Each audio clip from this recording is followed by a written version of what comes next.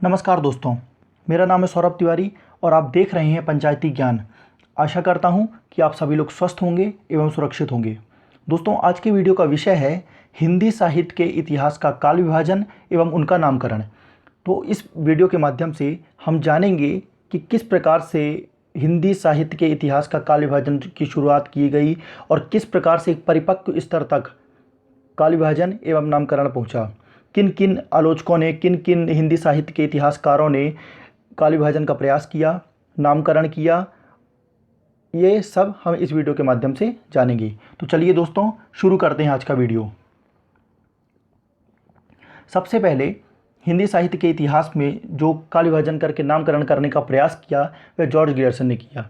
George Grierson ने हिंदी साहित्य के इतिहास को 11 भागों में बांटा, जिनमें पहला है चारण काल, दूसरा है 15वीं शती का धार्मिक पुनर्जागरण, तीसरा है जायसी की प्रेम कविता, चौथा है ब्रज का कृष्ण संप्रदाय, पांचवा है मुगल दरबार, छठवां है तुलसीदास, सातवां है रीति काव्य, आठवां है तुलसीदास के अन्य परिवर्ती, नौवां है 18वीं शताब्दी, 10वां है कंपनी के शासन में हिंदुस्तान और 11वां है महारानी विक्टोरिया के शासन में हिंदुस्तान।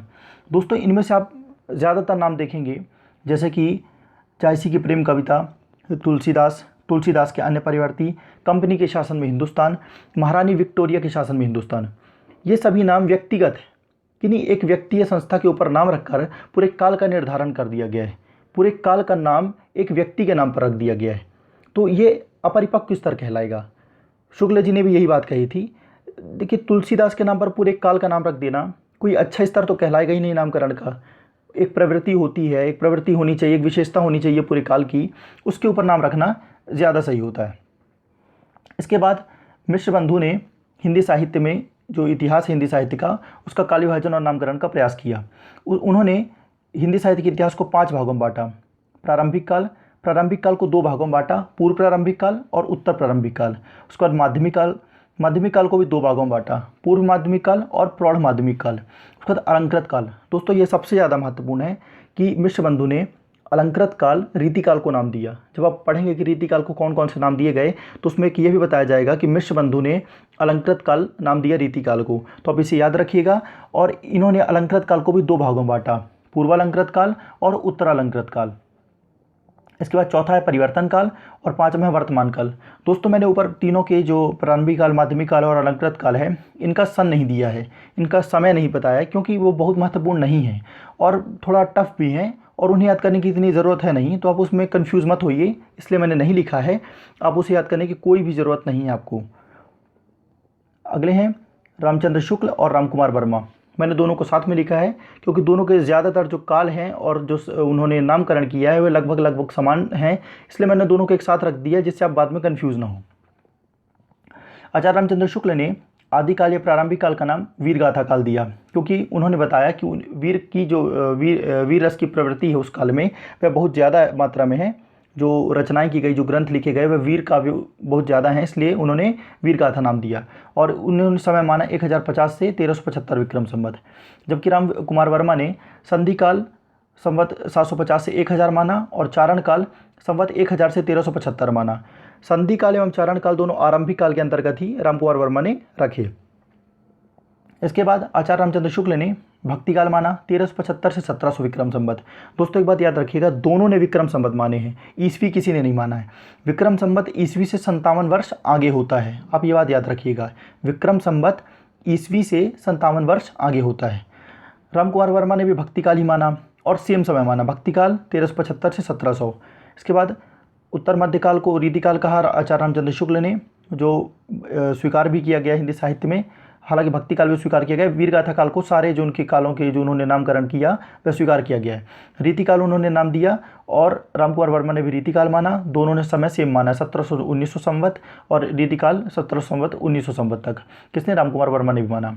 आधुनिक काल को आचार्य रामचंद्र शुक्ल ने गद्यकाल कहा और समय माना 1900 से 1984 तक। और रामकुमार वर्मा ने आधुनिक काल को आधुनिक काल ही नाम दिया और 1900 से अब तक, मतलब 1900 से वर्तमान में जितना भी चलेगा वह आधुनिक काल के अंतर्गत उन्होंने रखा। इसके बाद दोस्तों, मैंने सारे जितने भी जो महत्वपूर्ण हिंदी साहित्य इतिहासकार हैं, जो आलोचक हैं, उनको मैंने रख दिया जिससे आप कंफ्यूज ना हो। और सबसे ज़्यादा इसमें महत्वपूर्ण 2 चीज़ें हैं। एक तो आप नाम याद रखिए कि किस आलोचक ने क्या नाम दिया है, और दूसरा ये याद रखिए कि उन्होंने संवत में माना है या ईस्वी में माना है। दोनों में कंफ्यूज मत होइएगा, इसलिए मैंने एक साथ लिखा है, आप इसका स्क्रीनशॉट ले लीजिए और हमेशा इसे रिवीजन करते रहिएगा। तो दोस्तों देखिए, सबसे पहले रामचंद्र शुक्ल हैं, उन्होंने वीरगाथा काल माना, किसको? प्रारंभिक काल को। राम कुमार वर्मा ने क्या माना? संधि काल बोला। हजारी प्रसाद द्विवेदी ने क्या बोला? आदिकाल। आदिकाल नाम स्वीकार किया गया है। और देखिए ज़्यादातर लोगों ने आदिकाल नाम दिया है, जैसे कि गणपति चंद्रगुप्त ने भी आदिकाल ही माना, नगेंद्र ने भी आदिकाल माना, रामस्वरूप चतुर्वेदी ने भी आदिकाल माना, बच्चन सिंह ने क्या माना है? अपभ्रंश काल माना है। तो आप याद रखिएगा, एक स्क्रीनशॉट लीजिए इसका और इसे रिवीजन करते रहिएगा। और देखिए ये कि जैसे गणपति चंद्रगुप्त जो हैं, उन्होंने आदिकाल का जो सन माना है वो 1184 से 1350 है, और ये सन में है, ना कि संवत में है। तो सन जो है संवत से कितना पीछे होगा? 57 वर्ष पीछे होगा। और नगेंद्र ने आदिकाल को 7वीं से 14वीं सदी के मध्य बोल दिया। और आदिकाल जो रामस्वरूप चतुर्वेदी ने माना वह सन 1050 से 1350, इन्होंने भी सन में माना है। उसका दूसरा है रामचंद्र शुक्ल ने माना भक्ति काल। तो राम कुमार वर्मा ने इसे नाम दिया चारण काल। राम कुमार वर्मा ने वीरगाथा काल में ही दोनों नाम रखे हैं।